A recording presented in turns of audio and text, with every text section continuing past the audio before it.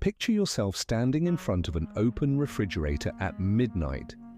It is empty. This isn't just a temporary lapse in grocery shopping, it is the silence of someone who truly does not know what breakfast will look like tomorrow. The cold you feel isn't just coming from the appliance, it's coming from a deep place inside your chest. It is fear. A visceral, primal fear that tells you your time is running out. Most self-help gurus would tell you to meditate, visualize abundance, and find your inner peace to shift this reality. But if we are being honest, anyone who has felt the crushing weight of overdue rent knows that peace is a luxury you cannot yet afford. What you have right now is something far more potent. You have the survival instinct. Stick with me, because today we are turning the logic of success upside down. We are going to understand why fear, scarcity, and pain are the most powerful engines of human prosperity. We are going to discover why comfort is, in fact, a trap, and how the most powerful men on the planet use the terror of failure to keep winning day after day.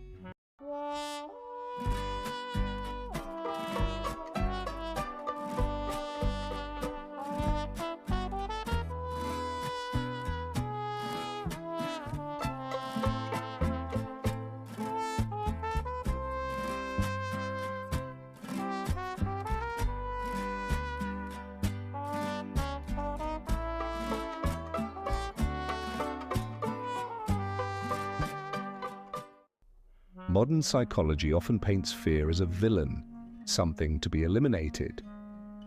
But evolutionary psychology tells a different story. For millennia, fear was our greatest teacher. A lion doesn't hunt because he has a purpose or a vision board taped to the wall of his cave. He hunts because he is hungry. Hunger is the fuel. The psychologist Alfred Adler argued that many of humanity's greatest achievements were realized by people who felt a deep sense of inferiority or a physical lack. For Adler, success isn't a quest for pleasure, it is a desperate attempt to compensate for a gap. Someone who grew up feeling small, poor, or invisible develops a will to power that is exponentially greater, ensuring they are never stepped on again.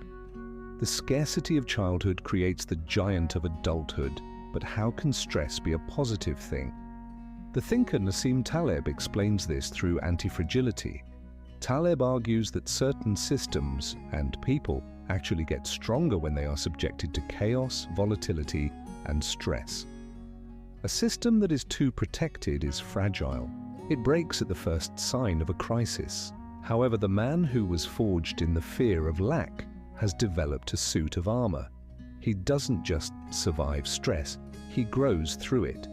This brings us to the Yerkes-Dodson Law. This law shows that our performance increases as our level of mental arousal or stress rises. There is an optimal point of anxiety. If you are too relaxed, you slip into lethargy.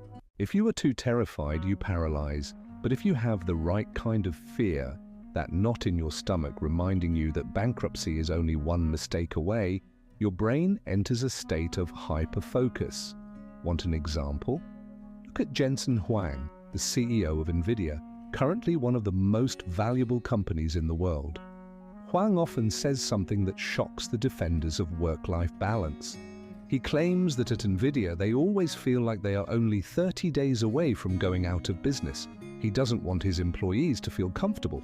He wishes them ample doses of pain and suffering. Why? Because Huang knows that resilience matters more than intelligence. The fear of breaking is what makes the company innovate faster than any competitor. To him, hope is not a strategy. Running for your life is. We see this same pattern in the story of Howard Schultz, the man who turned Starbucks into a global empire. Schultz wasn't driven by a love for coffee, but by the trauma of seeing his father humiliated, broken, and without healthcare money in the housing projects of Brooklyn. Schultz's success was a desperate escape from that reality. The fear of becoming like his father was the whip that pushed him to the top. Even Arnold Schwarzenegger, the icon of physical strength, credits his success to the fact that he had no plan B.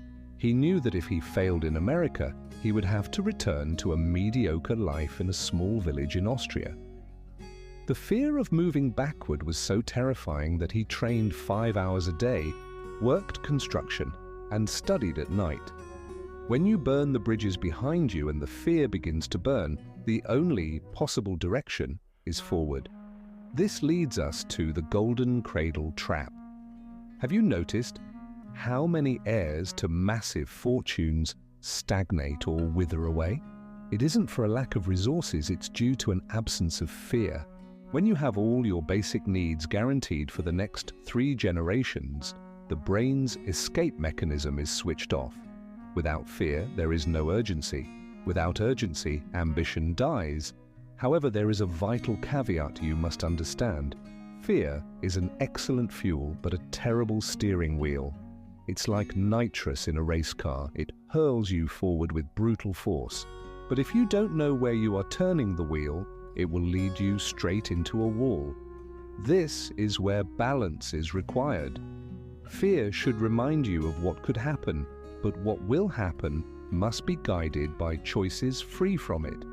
Otherwise, you might fall for the first get-rich-quick scheme that is only 1 click away.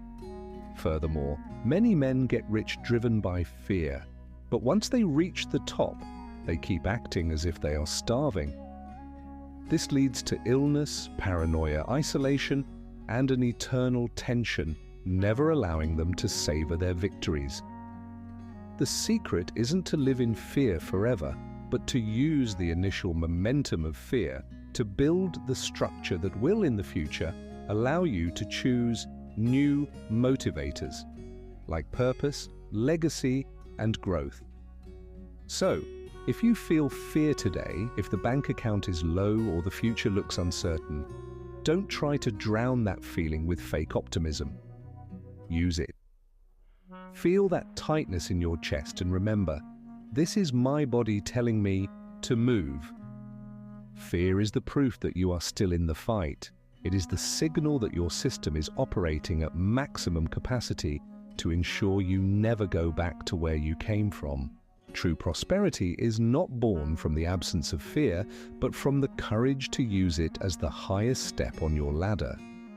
If this video changed the way you see your own anxiety and your challenges, perhaps it's time to understand your mind even more.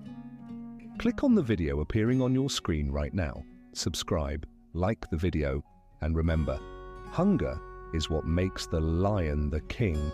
I will see you in the next video.